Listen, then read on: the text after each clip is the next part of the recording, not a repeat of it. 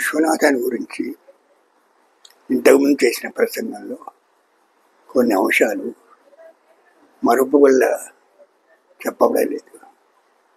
వాటిని కొన్నింటిని ప్రస్తావించదలుచుకున్నాను. సాహితీ సమితిలో విశ్వనాథ్ చేరడం, దాని యొక్క సమావేశాల్లో పాల్గొనడం, ఆ సమావేశాలు సాధారణంగా బందరు, తెనాలి, గుంటూరులలో జరిగేవి. సాహితీ అనే ఒక పత్రిక కూడా వచ్చేది, అది పెద్దవాళ్ళు వచ్చేది అనుకుంటా. దాన్ని కొడాలి ఆంజనేయులు గారు నడిపించేవారనుకుంటా. దానిలో సాహితీ సమితి కవుల పద్యాలు అవన్నీ వస్తుండేవి. ఒక దశలో సాహితీ సమితికి శివశంకర స్వామి, తలావజల శివశంకర శాస్త్రిని శాశ్వత సభాపతిగా చేయాలని ఒక భావన వచ్చింది. ఆ భావనకు విశ్వనాథ ప్రభుత్వులు వ్యతిరేకించారు. అప్పుడు ఆ భావనను పట్టుబట్టినప్పుడు విశ్వనాథ, నాయని, నండూరి, అడవి బాపిరాజు నలుగురు బయటికి వచ్చినట్టుగా ఉంది. దాన్ని రాజీనామా చేసి బయటకు వచ్చారు. దాంతో సాహితీ సమితిలో ఒక ప్రబలమైన కవివర్గం బయటకు వచ్చింది. మిగతా వాళ్లకు కొంత అనిష్టం కలిగింది. దానిలో అంతర్వైరాలు కూడా ప్రారంభమైనాయి. మొన్న మనం ప్రకటించుకున్నటువంటి అంశాల్లో విశ్వనాథ కవిత్వాన్ని గూఢ శబ్దాలతో ప్రహేళికాప్రాయంగా రచిస్తారనే నింద కూడా ప్రారంభమైంది. ఆ రకంగా ఆయన యొక్క రచనని ఆయన తక్కువ చేస్తూ చేసే ప్రయత్నము అప్పుడు ప్రారంభమైంది. ఇది ఒకటి మనం గమనించవలసిన విషయం. అప్పటికే నియోగి వేదికి భావనలు ఉన్నాయి, దాని గురించి చెప్పుకున్నాం. నన్నయ్య భట్టు యొక్క కీర్తి, నన్నయ్య భట్టు తీసుకొచ్చినటువంటి ప్రసన్న కథాకల్తానుశక్తి అనే అంశాన్ని ప్రధానంగా చేసుకొని పూర్వులు చెప్పనిది, లాక్షణికులు చెప్పని అంశాన్ని ఆయన విస్తరించి కావ్యంలో ఒక ప్రధాన లక్షణంగా మహాభారతం లాంటి ఇతిహాసంలో ప్రధాన కథ, ఉపకథలు, చిన్ని కథలు వీటి మధ్య ఒక సమన్వయ సేతువుగా నిర్మించినట్లుగా ఆ శిల్ప విశేషాన్ని వ్యాఖ్యానిస్తూ ఆయన ముందుకు నడిచాడు.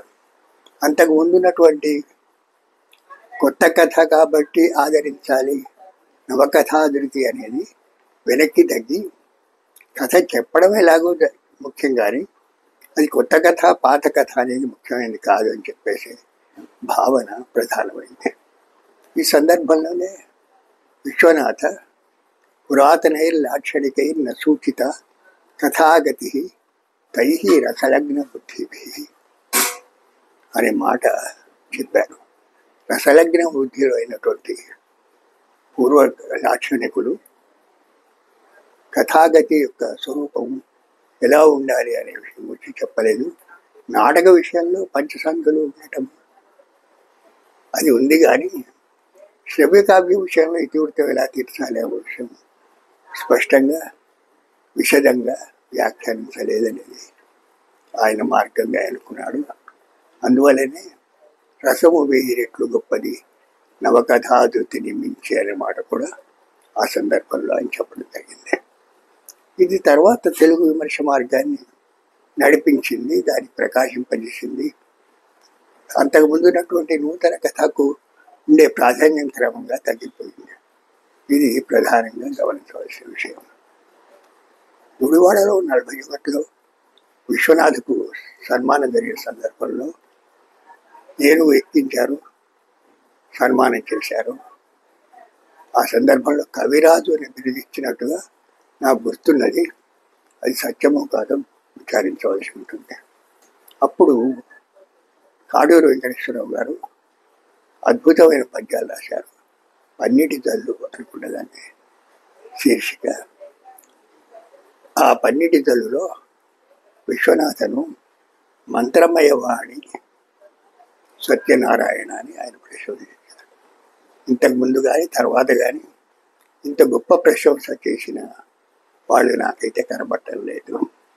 ఇది ఇంకొక ప్రధాన అంశం. కవి సమ్రాట్ అని బిరుదు వేయిపడగ సన్మాన సభలో ఇచ్చినట్టుగా మనం చెప్పుకున్నాం. అయితే ఈ కవి సమ్రాట్ బిరుదము ఆయన ఆ రోజు నుంచి ఈ రోజు వరకు కూడా తన రచనల్లో కానీ తన యొక్క ప్రచారంలో కానీ తను గురించి చెప్పుకున్న సందర్భాల్లో కానీ ఎక్కడ వాడినట్టుగా లేదు. ఆయన దాన్ని అంగీకరించారేమో కానీ దాన్ని ఎక్కువగా ప్రచారంలోకి తీసుకురాలేదు. అయితే ఆ బిరుదు మీద ఇష్టపడ్డ వాళ్ళు కొంతమంది ఉన్నట్టుగా మనకు తెలుస్తుంది. ఊరి నరసింహశాస్త్రి గారికి కళ్యాణానంద భారతీ స్వామి వారు పట్టాభిషేకం చేసి నీవు కవి సమ్రాట్టు అని 3 సార్లు అని ఆయనకు ఆ బిరుదు ఇచ్చినట్టుగా తెలియవస్తున్నది. అయితే నరసింహశాస్త్రి గారు ఆ బిరుదును ఎక్కడ వాడుకోలేదు కూడా. ఆయన దేవి భాగవతం కూడా పూర్తి చేయలేదు. మొదటి 3 స్కందాలు రాశాడు, తర్వాత నవలు రాస్తూ పోయినాడు.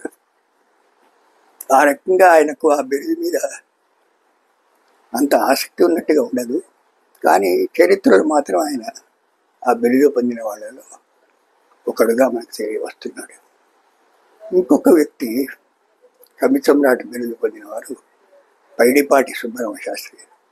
ఆయనకు ఎవరిచ్చారో ఎలా వచ్చిందో నాకు తెలియదు. కానీ ఆ బిరుదుని ఆయన ఎక్కువగా ప్రచారం చేసుకున్నట్టుగా ఆయన ఉండే నివాస స్థానం దగ్గర కవి సమ్రాట్ పైడిపాటి సుబ్బరామ శాస్త్రి చదవండి అని ఇత్యాదిగా బోర్డులు పెట్టినట్టుగా.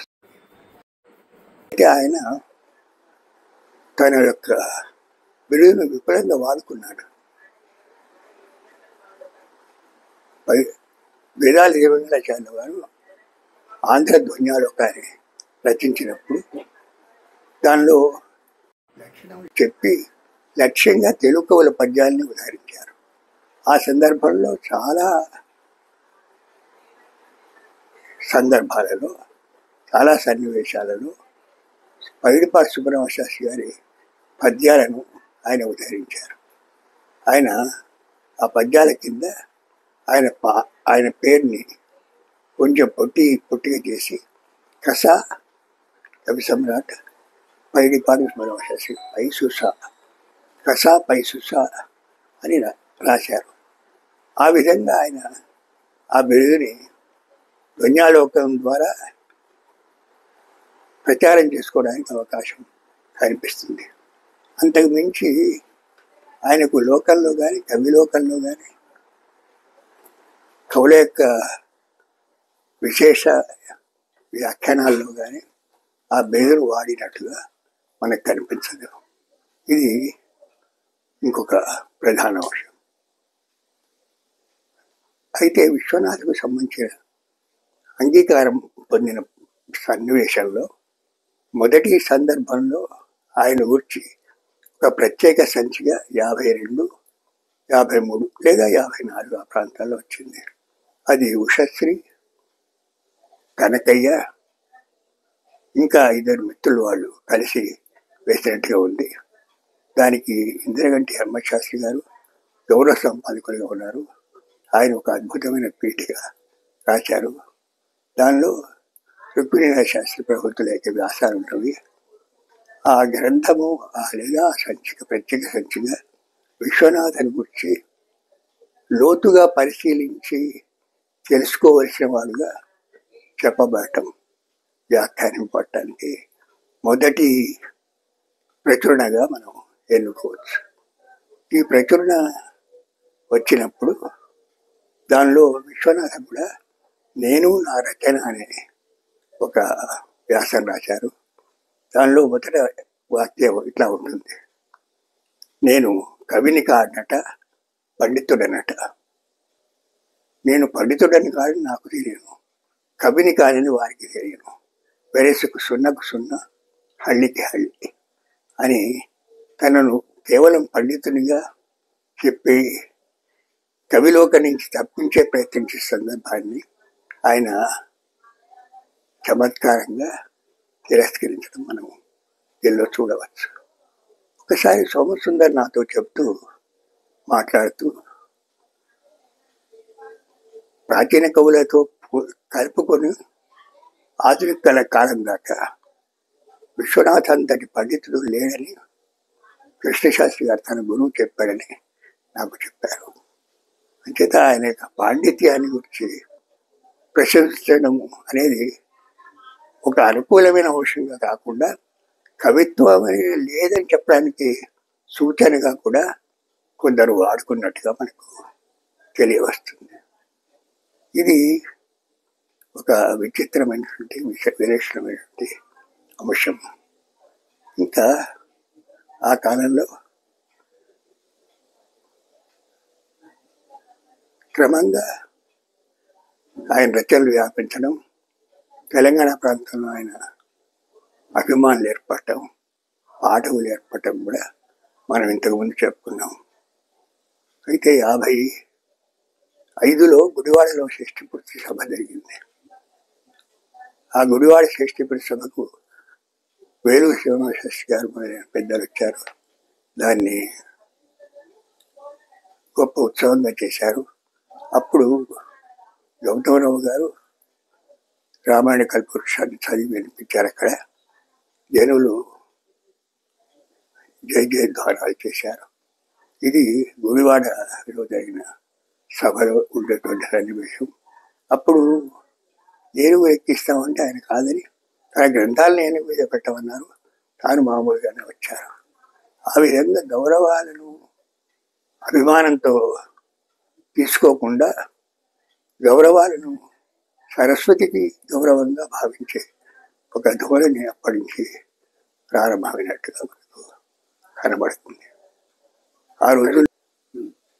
ఆ రోజుల్లో ఆయన అప్పుడప్పుడు వరంగల్కి వచ్చేవారు.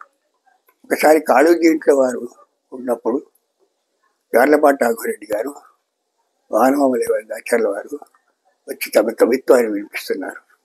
ఆయన పడుకొని వింటూ ఉన్నారు. వాళ్ళ పద్యాలు కొన్ని చదివేసరికి ఆయన ఆనందం పొంది పడుకున్న వాడల్లాగా లేచి కూర్చున్న వాడల్లా కూడా కిందికి దిగి వాళ్ళు కూర్చున్న చోట వాళ్ళ పాదాల దగ్గర తాను కూర్చొని వాళ్ళని ప్రశంసించేవాడిని కాళోజీ చెప్పారు. ఆయనకు గొప్ప కవిత్వం అనేది ఎక్కడ వినబడ్డా సరే దాన్ని ఆనందంగా స్వీకరించే లక్షణం, సౌర్యంగా స్వీకరించే లక్షణం, ప్రశంసించే లక్షణం మొదటి నుంచి ఉంది. వరంగల్లో ఒకసారి చిరకుమారి రామానుజాచార్యుల వారు, అంటే మేము ఆనందలహరి అంకితం చేసే సందర్భంలోనే అనుకుంటా, ఒకరోజు తెల్లవారు తన కళ్యాణ రాఘవంలో పద్యాలు వినిపించారు. ఆ కళ్యాణ రాఘవంలో పద్యాలు వినిపించినప్పుడు ఆయన ఎంత ఆనందం పొందారంటే, రేపు నువ్వురా, నేను కూడా ఈ సన్నివేశంలో ఎలా రాశాను వినిపిస్తా అని చెప్పేసి కల్పవృక్షంలోని కళ్యాణ ఘట్టాన్ని, సీతా కళ్యాణ ఘట్టాన్ని వినిపించారు. ఇది ఆయన యొక్క సౌహృదత. ఇలాంటి సన్నివేశాలు, చక్కని కవిత్వం ఎక్కడ తగినా ఎక్కడ విన్నా దాన్ని ఆనందించే లక్షణం ఆయనకు ఉండటం, ప్రశంసించే లక్షణం ఉండటం, ఇది మనకు ప్రధానంగా గమనించవలసినటువంటి విషయం.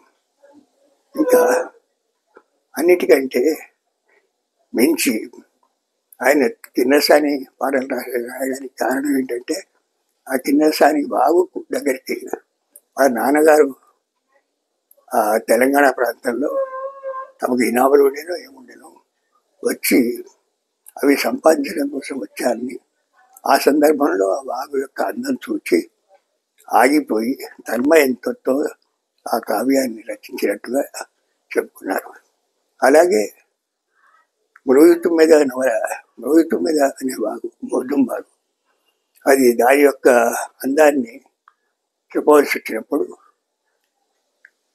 సంగీత విద్వాంసుడు, హిందుస్థానీ సంగీత విద్వాంసుడు నారాయణరావు గారి పాండిత్యాన్ని, ఆయన యొక్క రాశక్యాన్ని గమనించడం, దాన్ని ఆధారంగా, ఆయన జీవితం ఆధారంగా ఆ నవల రాయడం అనేది మనకు తెలుస్తుంది. ఇంకా మరొక విషయం ఏంటంటే, గొప్పవాళ్ళుగా భావించడం, గొప్పవాళ్ళు అవడానికి వర్ణభేదాన్ని ఆయన ఎప్పుడు పట్టించుకోలేదు. స్వర్గాన్నిత్యంలో శశిని యోగిని అవుతుంది, వసుంధర యోగినిగా పేరవుతుంది. శశిని హరిజన బాలిక. అట్లాగే నారాయణరావు గారు బ్రాహ్మణుడు కాడు. ఆయన ఉపాసనలో ఉన్నతమైన స్థితికి వస్తాడు. మూలంలో బ్రాహ్మణత్వం ఉన్నట్టుగా కథా ప్రారంభంలో ఉన్నా సరే, ఆయన చేనేత కార్మికుల వంశంలో పెరగడం చేత దాన్నే ఆధారం చేసుకుని పోవడం, అక్కడే తన యొక్క ఉపాసనను సాగించడం, తన యొక్క పాండిత్యాన్ని పెంచుకోవడం, తన యొక్క సాధనగా జీవితాన్ని సాధనగా చేయడం అనేది ఆయన చేస్తూ వచ్చారు. ఆ విధంగా శశిని విషయంలో కానీ, నారాయణరావు విషయంలో కానీ ఆయన ఉన్నతమైన స్థాయికి, యోగుల స్థాయికి చేరడానికి ఆయనకు వర్ణభేదాలు ఎప్పుడు కూడా అడ్డం రాలేదు. ఇంకా ఇంకొక అంశం ఏంటంటే,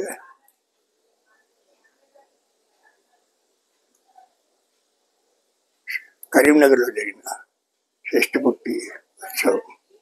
ఆ షష్ఠిపూర్తి ఉత్సవానికి వరంగల్ నుంచి ఆయన బయలుదేరి ముందు వెహికల్లో పోతున్నారు. మేము వెనక ఇంకొక వెహికల్లో మేము కూడా పోతూ ఉన్నాము. మానకొండూరు చెరువు వచ్చేసరికి అప్పుడు మార్చి 31 ఏప్రిల్ 1 జరిగింది. అది 56లో. ఆ సందర్భంలో నీళ్ళు ఎండిపోయినాయి. ఆ ఒడ్డున అన్ని సాలెగోళ్ళు ఉన్నాయి. ఆ సాలెగోళ్ళ మీద సూర్యకిరణాలు పడుతున్నవి.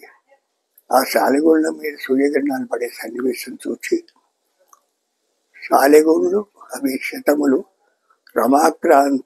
రవి సుషమాక్రాంత దిశములు వెండి నీరాజనములు ఎత్తుచుండ కదలి వచ్చని మీ కరీంనగరమునకు మా సరస్వతి భావ సామ్రాజ్య లక్ష్మి భక్తి నట్టుతో మెత్తబడులు దేవి అంటూ దాని యొక్క నీరాజనంతో చేసిన స్వాగతంలాగా భావించి ఆ మొదటి సభలో ఆయన ఒక పద్యం చెప్పారు. ఆ పద్యంలో ఆయన అక్కడ తొలి పద్యంలో ఆయన ప్రారంభం చేయటమే అలం అలం అని స్టార్ట్ చేశారు. అలం అంటే చాలు చాలు అని అర్థం సంస్కృతంలో. నాకు సగుణమైన ఉపాసన, రాముడు, కృష్ణుడు, శివుడు ఉపాసన చేయడం కానీ చాలు, అంతకంటే ఇప్పుడు అవసరం లేదు. యోగ మార్గంలో ఇంద్రియాలు నియమించుకొని చేసే శ్రమ అక్కర్లేదు. నాకున్నది ఏమిటంటే సుకుమార కోమల స్వామి కామినీసిత గంధభ ఖసితాభ కావ్య వసంత పుష్పవని నిరంతర చదిరిక. కోమలమైన కావ్యవర్ణ వసంతవర్ణంలో ఉండే నిరంతరమైన వెన్నెల నాకున్నది, అది చాలు అని ఆయన తన కవితోనే తనకు మూలధనంగా, తన యొక్క సాధన ద్రవ్యంగా చెప్పుకొని ప్రారంభం చేశారు. అక్కడ చెప్పిన పద్యాలు చాలా ప్రసిద్ధమైనవి. అప్పటికి ఆయన తన యొక్క స్థితిని అసెప్ట్ చేసుకోవడం, నిశ్చయంగా చెప్పుకోవడం, తాను అసామాన్యమైన రచయితని నిశ్చయించుకొని చెప్పడం అనేది ప్రారంభమైంది. అప్పుడు చెప్పిన పద్యాల్లో ఒక పద్యం గుర్తొస్తుంది. తన లోటు నెరుగని జనుల పూజకు, తన లోటు నెరుగని జనుల పూజకు తిరస్కృతి చూపు మత్ సరస్వతి సుభద్ర. తన లోటు నెరిగిన జనుల పూజకు నవాజుటి చూపు మత్ సరస్వతి సమాధుర. అలా తన కవిత్వము దాన్ని ఎలా అధ్యయనం చేయాలంటే లోటుని పట్టుకుని అధ్యయనం చేయాలి తప్ప దాన్ని పట్టుకోకుండా మామూలుగా శబ్దార్థములకు పరిమితం కావడం, కావ్య లక్షణాల అర్థం చేసుకునే ప్రయత్నం చేస్తే అది అర్థమయ్యేది కాదు. భక్తి ఉన్నట్టుతో మెత్తబడ్డది దేవి అంటారు. ఈ ఉత్సవంలో ఆయన ఇంత గాఢంగా తన యొక్క ప్రవృత్తిని చెప్పడం, అప్పుడు నేను విద్యార్థిగా ఉన్నాను. ఆ సందర్భంలో నేను కూడా కొన్ని పద్యాలు రాశాను. అయితే కవి సమ్మేళనాలు చదవలేదు నేను ఆ పద్యాలు. ఎందుకంటే నాకు అప్పటికి ఒక వ్యక్తి మీద పద్యాలు రాయకూడదనే ఒక శాసనం ఉండేది. ఆ శాసనాన్ని పట్టుకొని నేను అప్పుడు చదవలేదు. అయితే దానిలో నన్నయ్య భట్టు వసంత స్వామి, నన్నయ్య తొలి వసంత స్వామి, శ్రీకృష్ణదేవరాయందు ద్వితీయ మాధవుండదు ఆంధ్ర కావ్యోద్యానమందున నీవౌదు ఋతురాజు నేటినాళ్ళ నారాయణత్వము నన్నయ్య గారిలో రగిలి కృష్ణునిలోన ప్రజ్వలిల్లి నీలోన సత్యమే నిగిడిపోయేను త్రయీత్వం బందే ఆంధ్ర వాగ్మయము నేడు తాత్వీయమూర్తివై నేలగాల్చినట్లు తెలుగుల సారస్వతాఖిల ప్రపంచము దాల్చినావు శివాపరాబ్జ కట్టకెక్కించుకుని గల్లుని గలగలమన్న. ఈ పద్యం నేను చదివి మా గురువుగారు వెంకటేశ్వర గారికి ఆ తమ్ములు గదిలో ఉంటే వారికి వినిపిస్తున్నాను. ఆయన పక్క గదిలో పడుకొని ఉన్నారేమో, ఆయన పద్యం వినట్టుగా ఉన్నారు. అన్నారు. అంటే ఆమోద సూచకంగా, సంతోష సూచకంగా ఆ మాట నాకు ఇప్పటికీ గుర్తుగా ఉండేటువంటి అంశం. ఆ సభలో ఆయన నవలల గురించి పివి నరసింహరావు గారు విస్తృతమైన ప్రసంగం చేశారు. అట్లాగే మిగిలిన పండితులు కూడా వచ్చారు. వానమయ్య సోదరులు వచ్చారు, వీరా శేషగిరావు గారు వచ్చారు, వరంగల్లో ఉండే కవి పండితులు వచ్చారు, అనేక మంది కవి పండితులు అనేక ప్రాంతాల నుంచి వచ్చారు. అది 3 రోజుల ఉత్సవం, మరిచిపోరాని ఉత్సవంగా, మరిచిపోని ఉత్సవంగా ఉంది. దాన్ని చూసిన తర్వాత పాములవర్తి సదాశివరావు గారు తన పత్రికలో సమీక్ష రాశారు. అది కూడా నాకు గుర్తున్నటువంటి విషయం.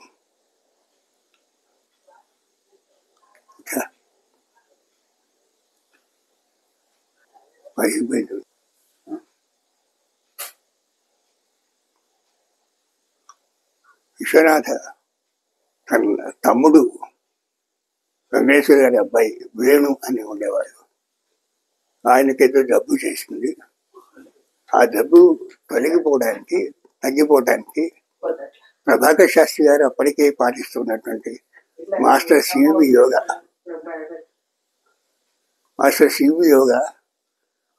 ద్వారా చికిత్స చేయించుకోవడానికి తిరుపతికి వెళ్ళి 2 నెలలు ఉన్నారట.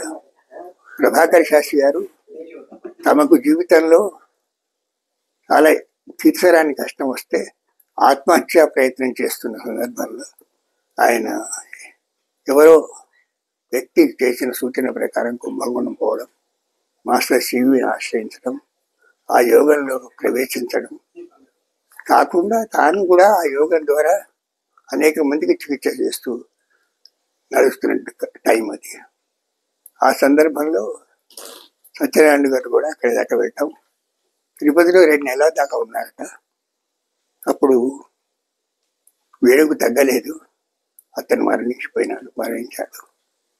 ఆ సందర్భంలో వాళ్ళిద్దరూ వాదించుకున్నారని ఆ వాదముల యొక్క స్వరూపం ఆధారంగా చేసుకొని తర్వాతి కాలంలో రురుచరిత్ర అని ఒక కావ్యం రాశారు. రురు ప్రమద్వర్ల చరిత్ర భారతంలో ప్రసిద్ధమైంది. ఆ ప్రమద్వర పాము కాటేత మరణిస్తే ఆ రురువు తన జీవితాన్ని సగాన్ని ఇచ్చి ఆమెను బతికింపజేయడం అక్కడ ఉండే కథం. ఆ కథ ఆధారంగా ఇక్కడ మాస్టర్ సివి యోగాను ప్రవేశపెట్టి దాని ద్వారా చికిత్స చేసే ప్రయత్నం చేయడం, అది విఫలం కావడం, సఫలం కావడం, మరణం లేకుండా ఉంటుందనేది అసందర్భమని వాదించడం, ఇదంతా కూడా చరిత్రలో ఉండేటువంటి ఒక విశేషమైన విషయం. ఇంతకుముందు మనం చెప్పుకున్నాం, ఆయన ఆధునిక భారతీయ ఋషుల దాకా వచ్చినట్టు లేదు. ఒకవేళ వచ్చినా సరే ఒక ప్రశంస మాత్రంగా రెఫరెన్స్ ఉండొచ్చు, కానీ దాన్ని మించి వాళ్ళ ఏందో అభిమానం కానీ వాళ్ళ మార్గాన్ని వచ్చి దానిలో ప్రయాణం చేసే ప్రయత్నం కానీ చేసినట్టు లేదు. అందువల్ల మాస్టర్ శివ్ గారి విషయంలో కూడా ఆయనకు అదే జరిగింది. దానిలో ఆయన ప్రవేశించలేదు, ప్రవేశించిన సందర్భంలో కూడా దాని వైఫల్యాన్ని చూచాడు. దాని వైఫల్యాన్ని ఆధారం చేసుకొని ఒక కావ్యాన్ని కూడా రచించడం జరిగింది. ఇది ఒక ప్రధానమైన విషయం. అట్లాగే 55-56 ప్రాంతాల్లో ఆయన మధ్యాకర్లు రాయడం మొదలుపెట్టాడు.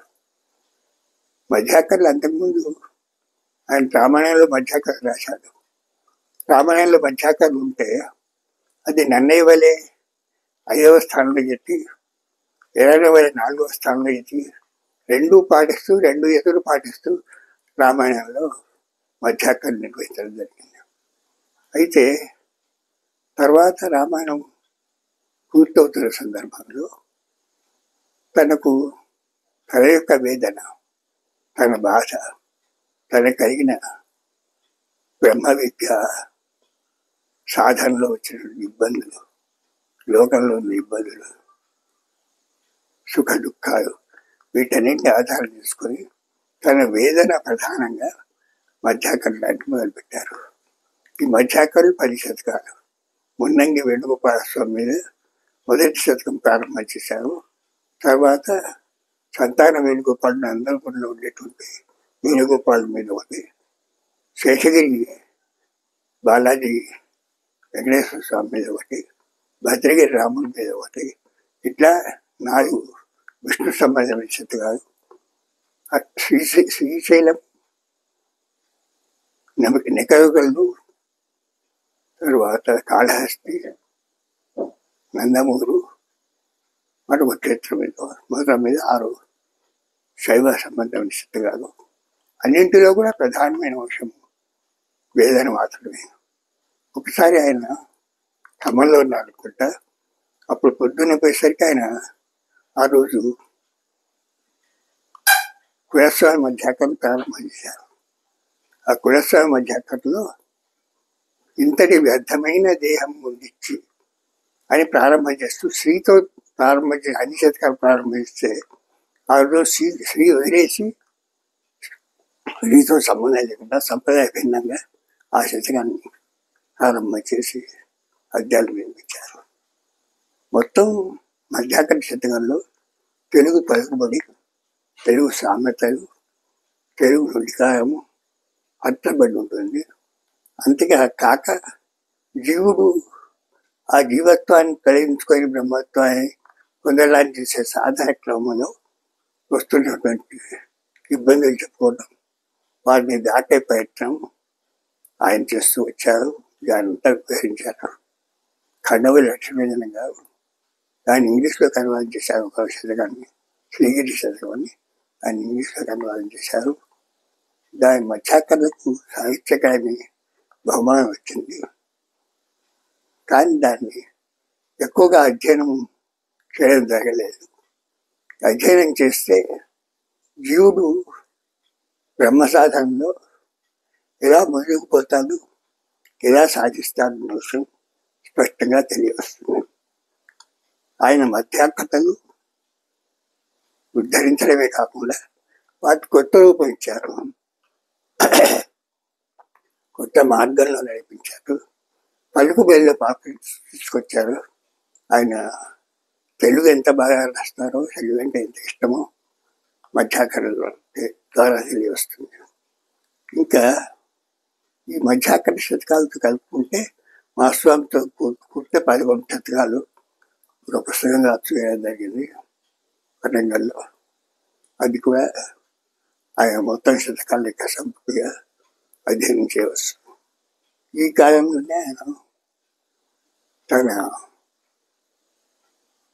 చారిత్రక నవయాలు, అంతకుముందు చారిత్రక నవలు ఉన్నాయి కానీ ప్రత్యేకంగా మళ్ళీ భారతీయ చరిత్ర, భారతీయ సంప్రదాయం, ఆ చరిత్రలో జరుగుతున్న మార్పులు, దాన్ని పాశ్చాత్యులు ఎలా వక్రీకరించారు, వీటన్నింటినీ ఆధారం చేసుకుని పురాణాల్లో ఉన్నటువంటి చరిత్ర ఆధారంగా ఒక నవలలు, పురాణ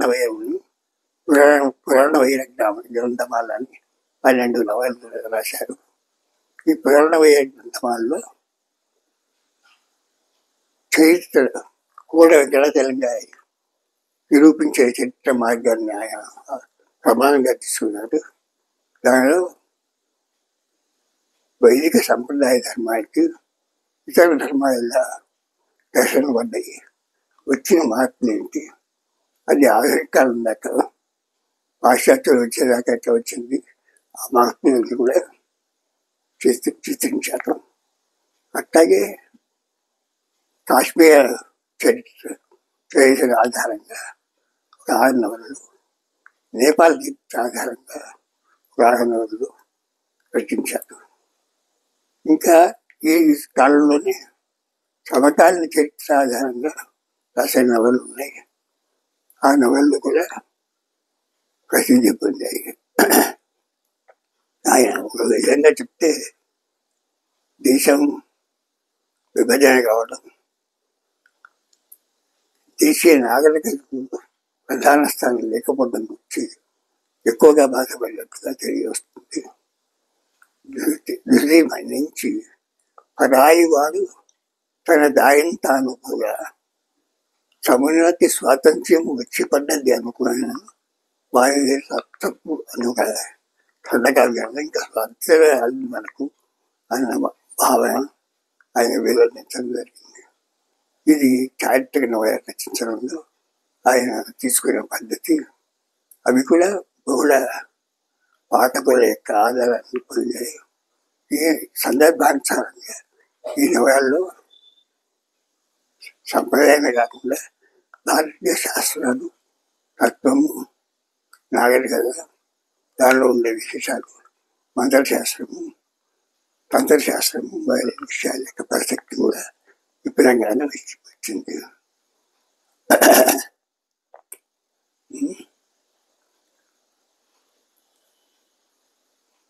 ఇంకా చెప్పండి.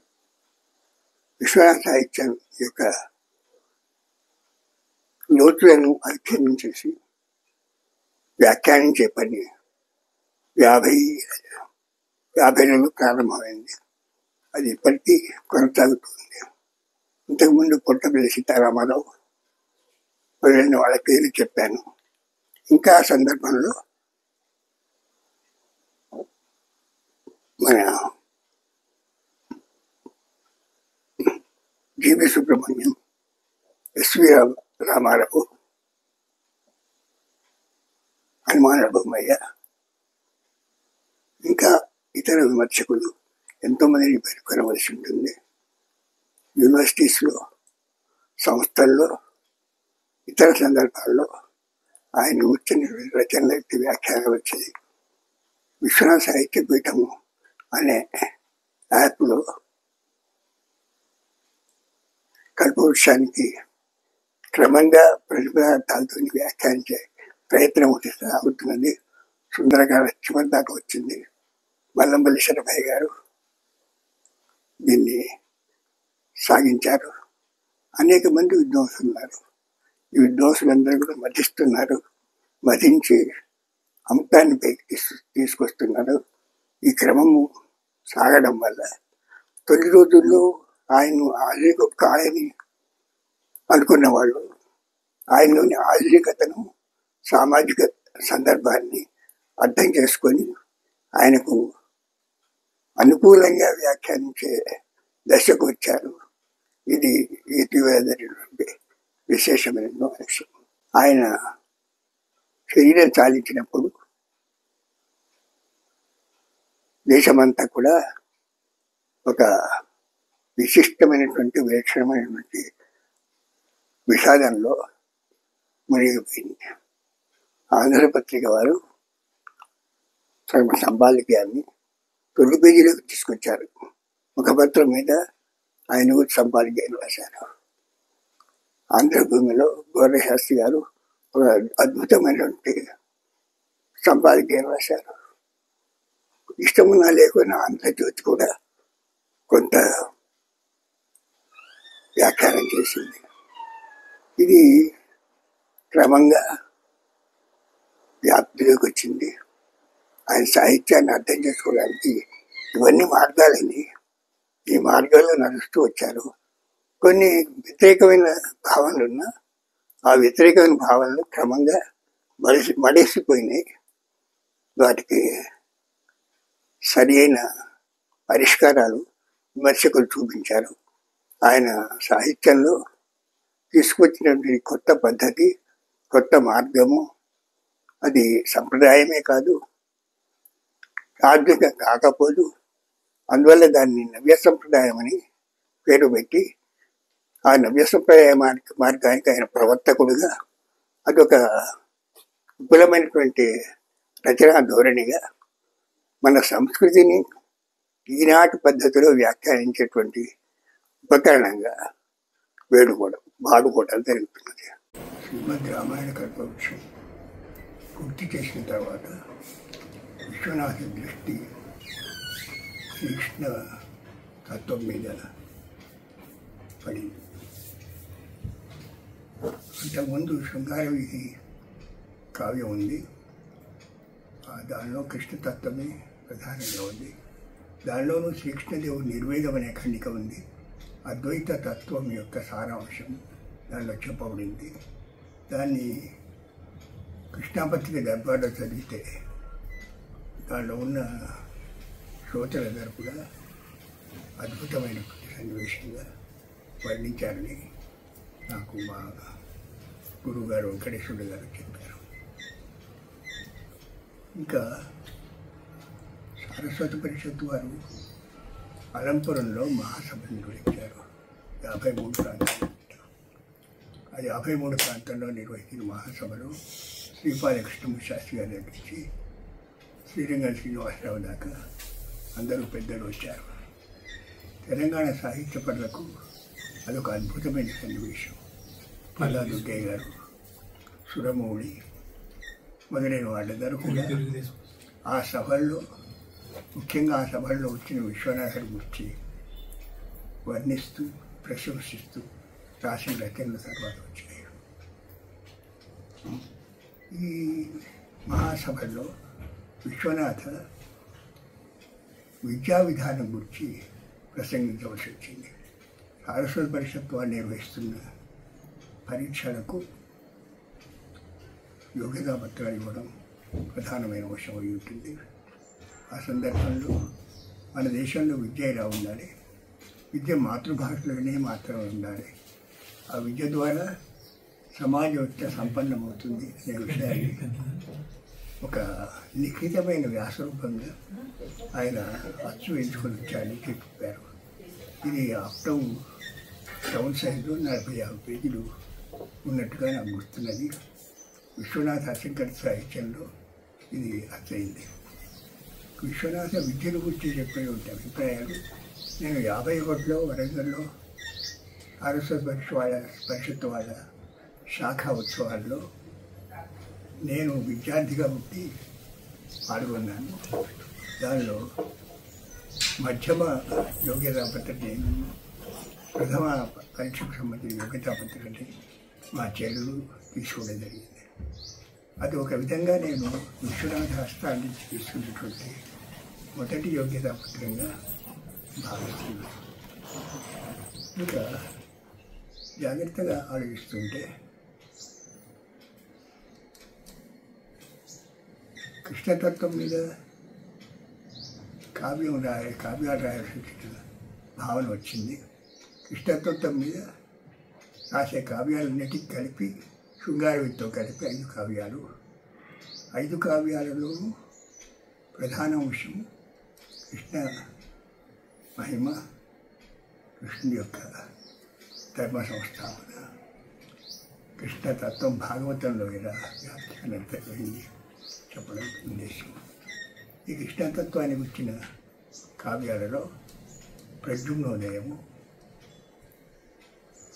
భ్రమర గీతలు, గోపికా గీతలు, శ్రీకృష్ణదేవుని సంగీతము, ఈ 4 కావ్యాలు వాళ్ళు రచించినవి. వీటికి ముందే శృంగార వీధి ఉంది. వీటితో కలిపి 5 కావ్యాలు. వీటికి భాగవత భాగీరథి అని పేరు పెట్టారు ఆయన. అది ప్రచారంలోకి రాలేదు కానీ అదొక విశేషమైన విషయం. దీనిలో శ్రీకృష్ణదేవుని సంగీతం అనే రచన గోపికలు 108 మంది గోపికల యొక్క అనుభవాలు కూర్చున్నటువంటి రచన. ఈ రచన, ఈ పద్యాలు ఛందస్సు ఉన్నదో లేదో అన్నట్టుగా ఉంటాయి, వచనంలాగానే ఉంటుంది. వీళ్ళు ఉండే తత్వాన్ని గురించి భైరవపట్ల కామేశ్వరరావు విశ్వనాథ సాహిత్య పీఠం యాప్లో వివరంగా వివరించారు. తాత్వికమైనటువంటి లోతుల్లో ఈ కవ్యం ఎలా ఉందో చెప్పడం జరిగింది. మామూలుగా మనం చదివితే ఇది సామాన్యమైన కనిపిస్తుంది, కానీ తాత్వికమైన గాంభీర్యమైనటువంటి రచనగా దీన్ని అర్థం చేసుకోవచ్చు. ఇంకా అలంపురం మహాసభ తర్వాత, అంతకుముందు లేక తర్వాత చెప్పలేను కానీ, సారస్వత పరిషత్ వాళ్ళు భారత ఉపన్యాసాలని ఒక ఉపన్యాస పరంపర ఏర్పాటు చేశారు. దానిలో మొదట భారతాన్ని గురించి మాట్లాడింది విశ్వనాథ. నన్నయ్య భట్టు భారతం గురించి దానిలో మహాభారత ఉపన్యాసాలు చెప్పారు. దానిలో నన్నయ్య భట్టు యొక్క ప్రత్యేకత చెప్తూ ఒక చివరకు ఒక మాట అన్నారు. ఏ భాషలోనైనా ఆది ఎందే మహాగ్రంథాలు వస్తాయి. తెలుగులోనూ భారతం అలాంటి గ్రంథం, మహాగ్రంథం వచ్చిందని చెప్పారు. తర్వాత దానిలో మిగిలిన ఉపన్యాసాలు ఇతర భక్తులు చేస్తూ ఉన్నవి. దాంతో అది చాలా కాలం ప్రసిద్ధంగా అందరికీ తెలిసేట్టుగా వచ్చింది. ఇక మరొక సన్నివేశంలో శృంగార కరుణ రసముల మీద ప్రత్యేకమైన ఉపన్యాసం చేశారు. అది కూడా సారస్వత పరిషత్ వాళ్ళు అచ్చు వేశారు. ఇది క్రమంగా చూస్తుంటే సారస్వత పరిషత్తు వారికి విశ్వనాథకుండే అనుబంధము మనకు తెలియవస్తుంది. మరొక విషయం ఏంటంటే, తెలుగు సాహిత్యాన్ని వ్యాఖ్యానించేప్పుడు, తెలియజెప్పేప్పుడు ఆధునిక సాహిత్యాన్ని చెప్తూ ఆధునిక పంచకావ్యాలనే భావనను విశ్వనాథ ప్రవేశపెట్టారు. ఈ ఆధునిక పంచకావ్యాలు అప్పటికి వచ్చినటువంటి కావ్యాలలో కథాకథనంతో కూడి, ఒక భావుకతతో కూడి ఆధునికమైన భాష, కావ్య భాషను సంతరించుకొని రచింపబడ్డాయి. వీటిలో సౌందర్యందం, శివభారతము, రాణా ప్రతాప్ సింహ చరిత్ర, ఆంధ్ర పురాణము, మహాత్మ కథ అనుకుంటా 5ది, ఇలా 5 కావ్యాలు ప్రధానంగా చెప్పడం జరిగింది. వీటి గురించి తర్వాత యువి సుబ్రహ్మణ్యం గారు లాంటి వాళ్ళు ప్రత్యేకమైన రచనలు చేశారు. జాతీయ సాహిత్య పరిషత్ వారు కూడా ఈ 5 కావ్యాల మీద ప్రత్యేక రచనలు చేయించారు, పుస్తకాలు ప్రచురించారు. జాతీయ సాహిత్య పరిషత్ వారు చేసిన సందర్భంలో వానమామలై వారి పూత చరిత్ర కూడా దీనిలో చేర్చారు. ఇది మరొక విషయం. ఇంకా ఆధునిక సాహిత్య విశ్లేషణ సందర్భంలో ఆయన ఒక దిశలో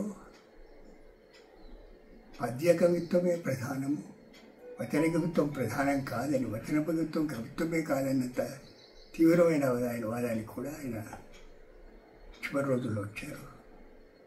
ఆ విషయాన్ని చర్చకు ఎక్కువగా స్వీకరించకపోయినా అదొక ఆలోచన చేయబడింది.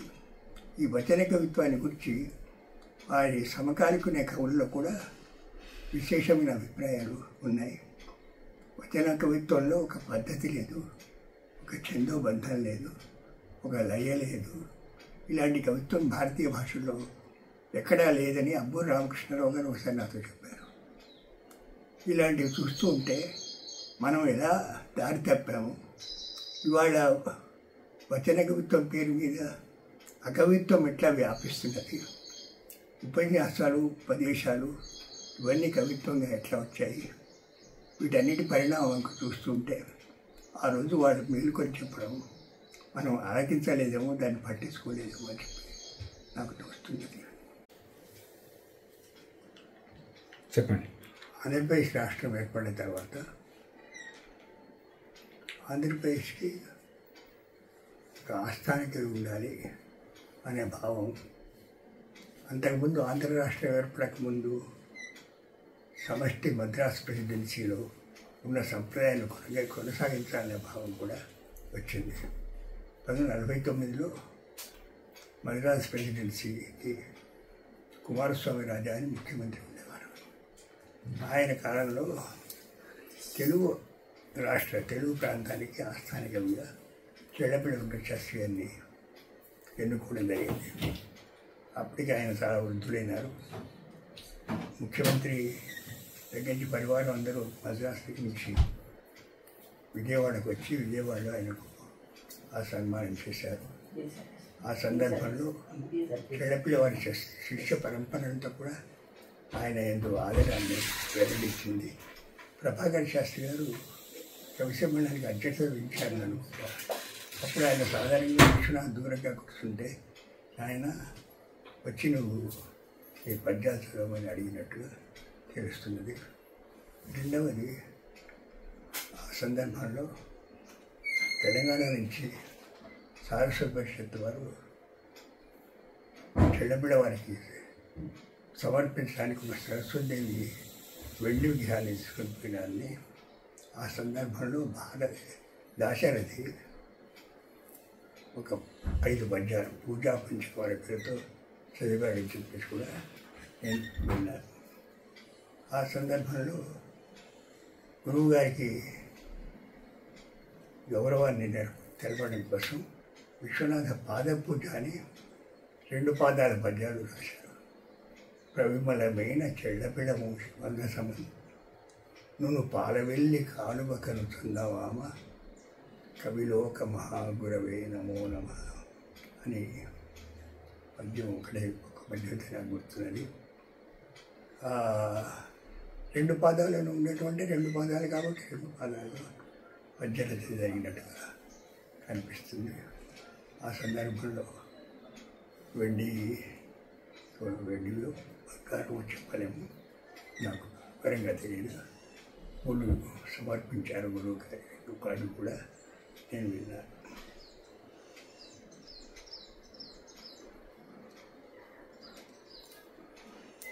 చెప్పండి.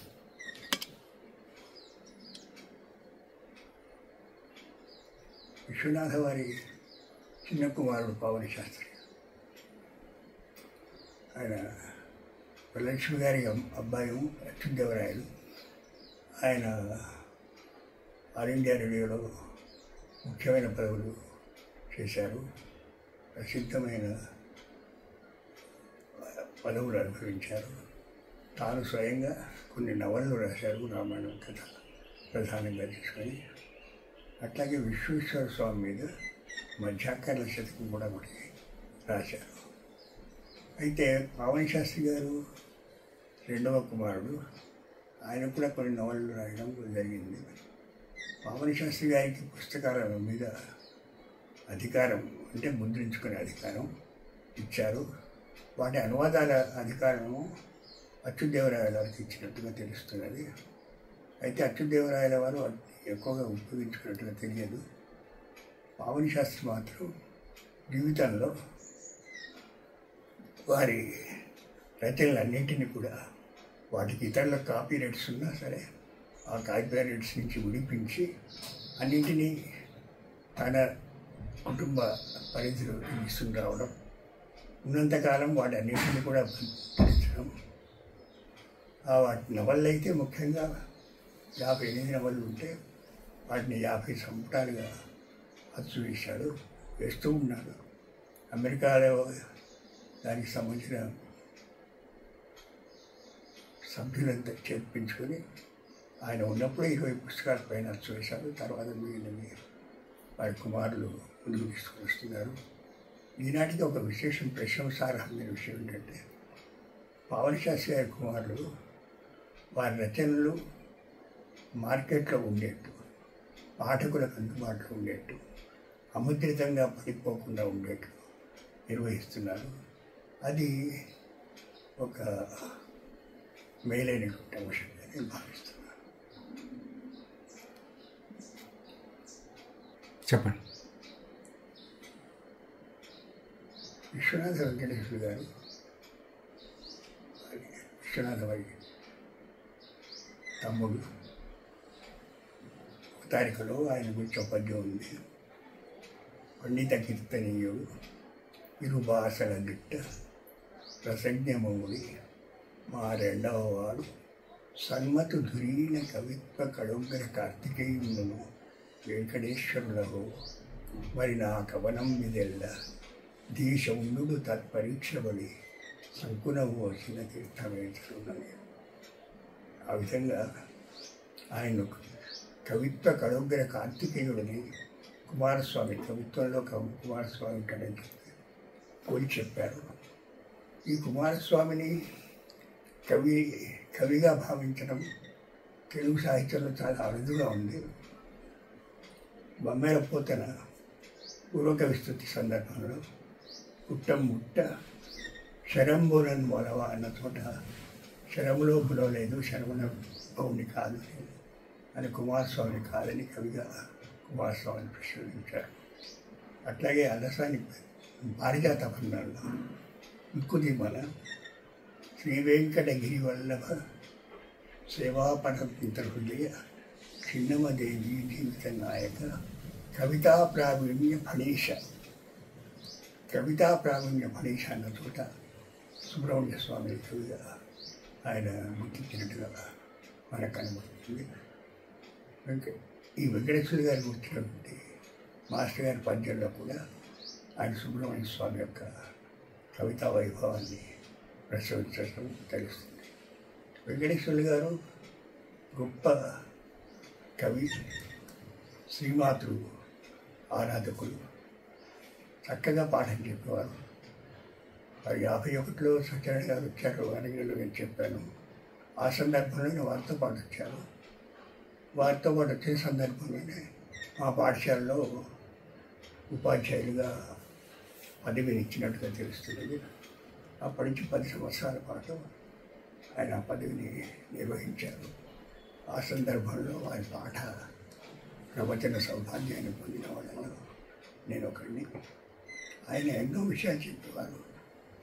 కవిత్వము ఎంత నిష్పాక్షికమైన వరుసగా ఉన్నారో తెలియజేయడానికి నాకు నక్కీరుడి కథలు కూడా చెప్పారు. ఆయన స్వయంగా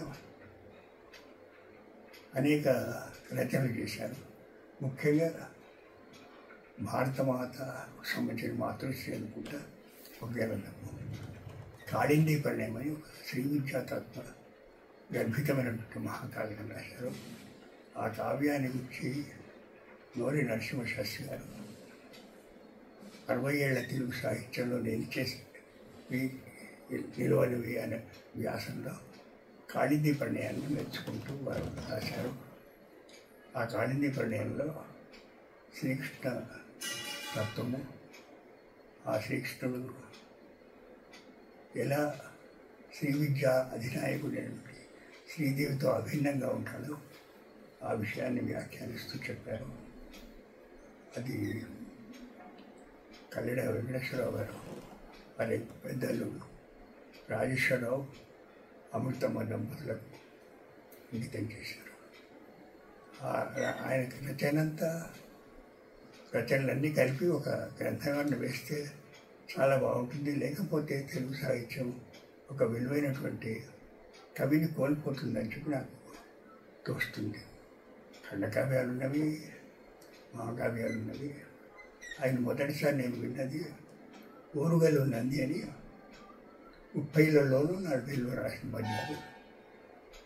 అది ఆ పద్యం విన్నా నేను. ఎన్నాళ్ళైనది నిన్ను నెక్కి శివురేగను కణిల్లన్న ఉజ్జన్న వ్యాంబద గర్జరంక ఇడి కాదురవ్వను. ఎన్నాళ్ళైనది నిన్ను నెక్కి శివురేగను కణిల్లన్న ఉజ్జన్న వ్యాంబద గర్జరంక ఇడి కాదురవ్వను. భవన్మూర్తిచే స్విన్నంబై తిరగంటి ఆ పొదుగు వర్షించని సుధాధార సంపన్నంబైనది ఊరు తలుపగా ప్రాల్మాలి ఎన్నుంటివో. ఈ పద్యం అప్పుడు భారతిలో వచ్చింది. పొరుగులు అందరి పెడుతూ విన్నారు. ఆ తర్వాత కూడా వారి భారతిలో కొన్ని రచనలు ఉన్నవి, జయంతుల వారి రచనలు ఉన్నవి, ఈ కావ్య ఆశ్చర్యటువంటి కావ్యాలు ఉన్నవి. ఇవన్నీ కూడా ఒక మహాప్రతిభకు, గాఢ నిష్ఠకు ఉదాహరణప్రాయంగా ఉండే ప్రచండు. అయితే ఆయన యొక్క అదృష్టమో తెలియదు, కానీ సత్యనారాయణ గారి తమ్ముడు కావడం చేత ఆయన కవిత్వాన్ని ఎవరు పట్టించుకోలేదు. ఒకానొక సందర్భంలో ఉత్తరాఖండ్ నేను రాస్తానని అడిగితే, నేను ఇంత కడతం పూర్తి చేస్తున్నాను, రామతారక భావన, రామమంత్ర భావన, రామ పంచాయతన భావన పరిపూర్ణం అవుతుంది అక్కడ, అందువల్ల అది తర్వాత నేను రాయదలుచుకోవడం లేదు, నువ్వు రాసుకుంటే నీ ఇష్టం, కల్పవృక్షంలో భాగం మాత్రం కాదు అని చెప్పారని. జగదగిరి గారు కూడా రాశారు రామరాజ్యం అనే కవిత, అది కల్పవృక్షంలో భాగం కాలేదు, కానీ తర్వాత వచ్చింది. ఇది అనంతం గొప్ప విషయాలు. అయితే వెంకటేశ్వర గారిలో ఏమిటంటే ఆయన కంఠం చాలా గొప్ప ఉండేది, పాఠం చాలా గొప్ప ఉండేది. మా వంటి పిల్లల విషయంలో ఆదరణ కూడా చాలా ఎక్కువ ఉండేది. ఎప్పుడు పోయినా వేళ వాడ లేకుండా పోయినా సరే ఆయన కూర్చోబెట్టి పద్యాలు వినిపించి, కావ్యాలు వినిపించి, కావ్య తాత్పర్యాన్ని వెల్లడించేవారు. అది ఒక విశిష్టమైన విషయం. 82లో అనుకుంటా సంపూర్ణ సూర్యోదయం వస్తే అప్పుడు జపం చేసి స్నానం చేశాక ప్రాణం విడిచిపెట్టారని తెలిసింది. ఆ విధంగా తమకు కోరుకున్న విధంగా శరీర త్యాగం చేయగలిగినటువంటి స్థితిలో ఆయన ఉండిపోయినారు. అలాంటి వారు నాకు ప్రత్యక్షంగా గురువు కావడం అనేది నా అదృష్టంగా భావిస్తున్నాను.